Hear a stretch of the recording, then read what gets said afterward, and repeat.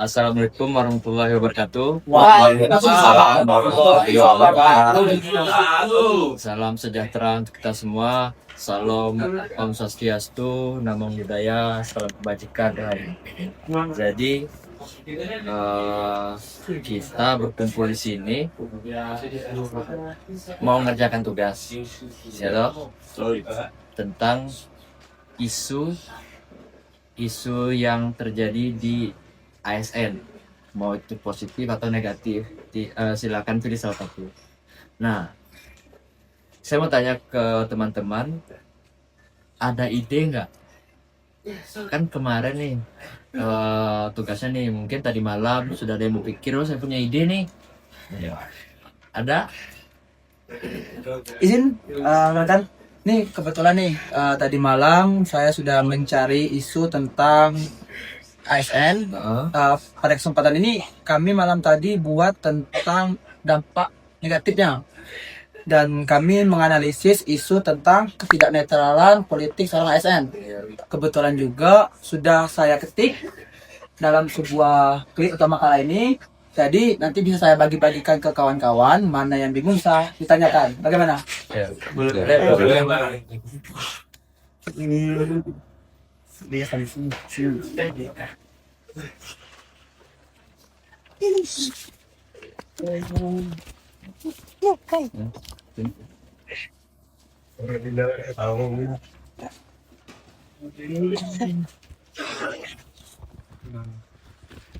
Nah, kan ini makanan ini sudah saya bagi-bagikan nih.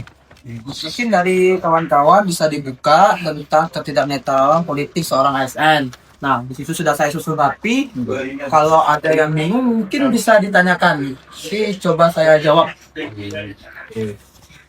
Jadi judulnya menarik, ketidaknetralan politik ASN.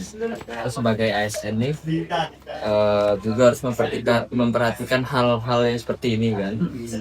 Nah, jadi menurut Mas Indra, ketidaknetralan ini maksudnya gimana?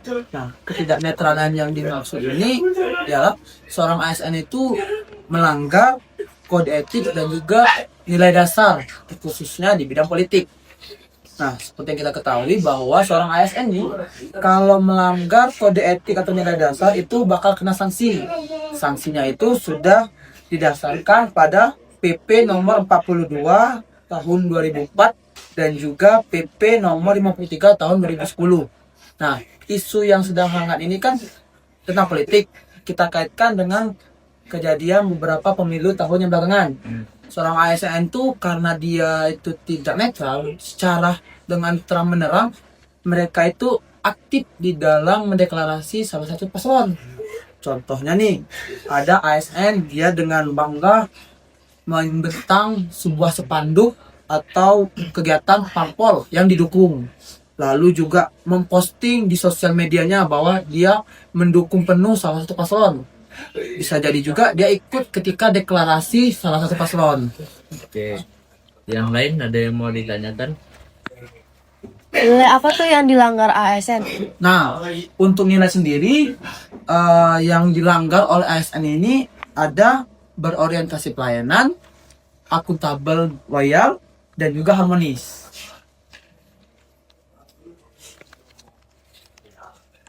Ada lagi yang ditanyakan? Nah, coba sebutkan contoh-contohnya. Oke, contoh dari nilai tadi yang saya sebutkan. Ya.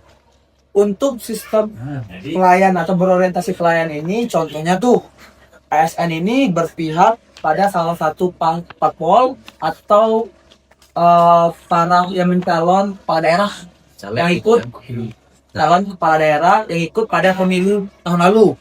Dia mengabaikan netralitas sehingga sering ikut dalam kegiatan parpol tersebut atau satu paslon tersebut. Yang kedua, untuk poin akuntabel dan juga loyal. ASN ini terlibat dukungan politik yang berpotensi kompromi integritas dan mandat publik. kita kan tahu nih bahwa ASN ini harusnya netral, tidak mendukung apapun yang terjadi di pemilu. Dan yang terakhir itu harmonis, yang mana ini birokrasi yang terpolarisasi. Ini bisa menyebabkan lingkungan kerja itu tidak sehat. Karena apa? Terjadi kesenjangan di lingkungan tempat kita kerja, apalagi ASN. Dan juga bisa terjadi pecah solidaritas kita. Seperti itu. Oke, lanjut yang lain, kalau mau ada yang nanya langsung tanyakan saja. Izin bertanya, Bang. Ya, boleh. Dari ketidaknetralan tadi ASN itu kira-kira ada nggak efek negatif atau dampak negatifnya pada budaya kerja seorang ASN dan juga pelayanan publiknya ketika bekerja gitu? Dampak pada pelayanan kalau Iya. ASN itu tidak netral ya. Iya, betul. Ada 2 poin yang bisa saya sebutkan mungkin ya untuk dampak negatif di pelayanan. Yang pertama, profesionalisme yang tergerus atau berkurang lah sedikit demi sedikit. Karena yang mana ketika seorang ASN ini tidak netral, tentu profesionalisme ini akan hilang.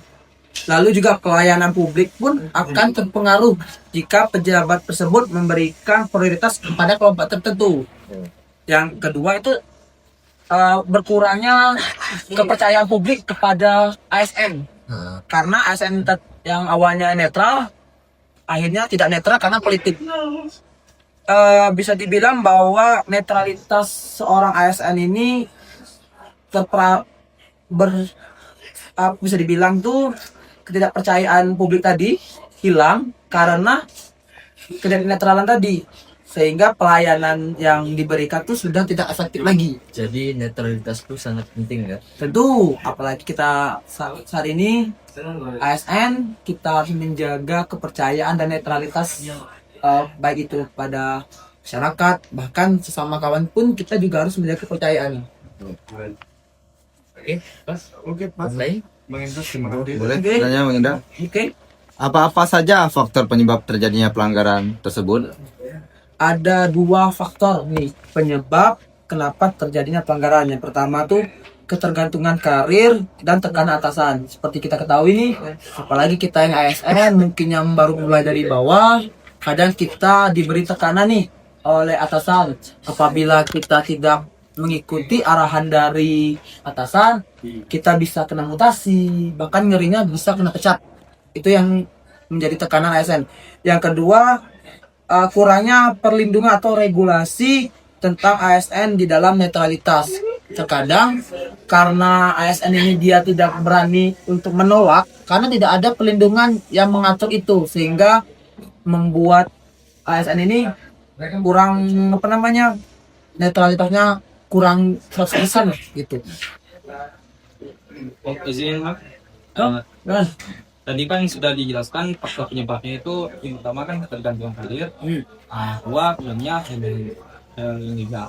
Nah, jadi saya ingin tanya bagaimana solusi dari ketidaknetralan politik pada ASN ini agar tidak terjadi kembali.